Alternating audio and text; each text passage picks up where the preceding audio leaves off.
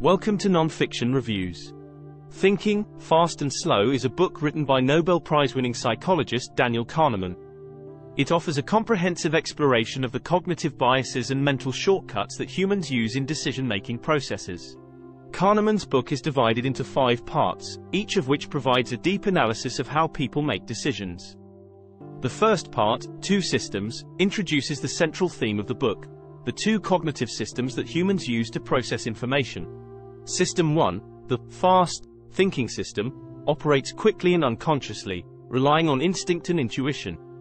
It's the system that we use to make snap judgments and react to stimuli without conscious thought. System 2, on the other hand, is the slow thinking system that requires more effort and attention.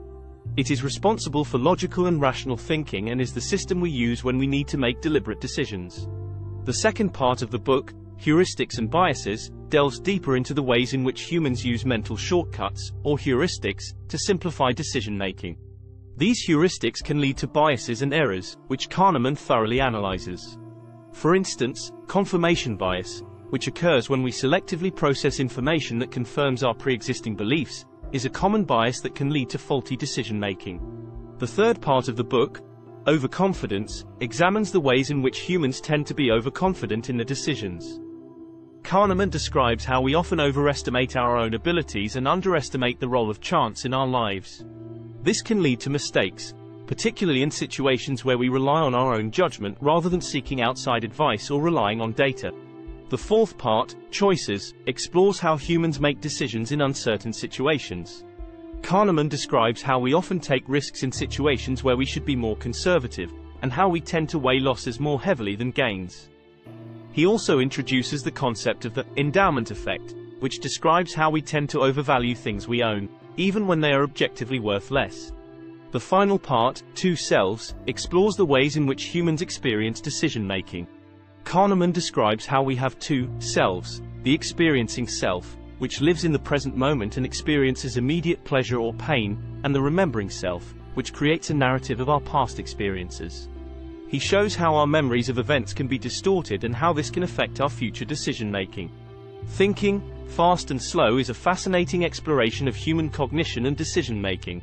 Kahneman offers insights that are relevant not only to psychologists but also to people in fields such as economics, politics, and marketing.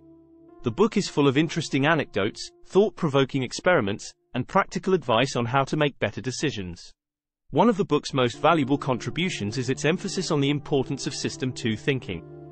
Kahneman shows that many of the errors we make in decision-making stem from relying too heavily on System 1 thinking.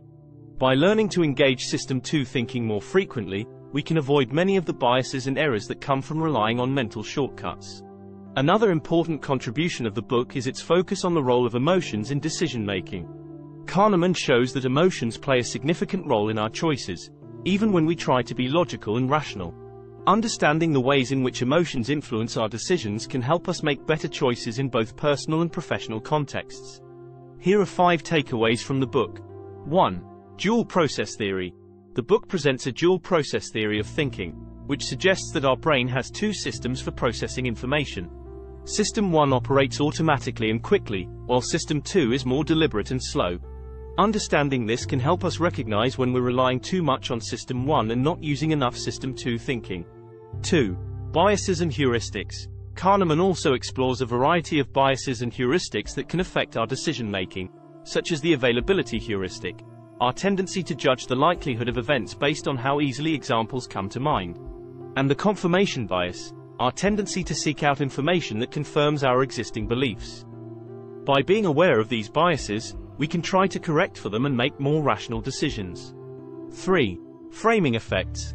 The way a problem or decision is framed can have a significant impact on our decision-making. Kahneman presents several examples where changing the way a problem is presented can lead to different outcomes. This highlights the importance of considering different perspectives and framing options when making decisions. 4. The impact of emotions. Emotions can also have a significant impact on our decision-making, even when we don't realize it. For example, we may be more likely to take risks when we're in a good mood, or more likely to make impulsive decisions when we're feeling stressed. Recognizing how our emotions are affecting our decisions can help us make more thoughtful choices. 5. Learning to question our assumptions.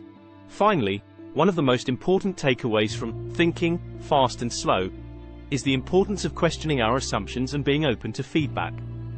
We all have blind spots and biases that can influence our thinking, and the only way to overcome them is to actively seek out alternative perspectives and be willing to change our minds when presented with new information. Overall, Thinking, Fast and Slow is an incredibly insightful and informative book that is accessible to readers with a variety of backgrounds. Its analysis of human cognition and decision-making is relevant to anyone who wants to better understand themselves or others. Thinking, Fast and Slow is a fascinating exploration of the quirks and biases of the human mind. By understanding how our thinking processes work, we can make better decisions, improve our problem-solving skills, and become more self-aware in our daily lives. Don't forget to like and subscribe to our channel for more content on non-fiction. Let us know in the comments what other non-fiction books you like to see on our channel.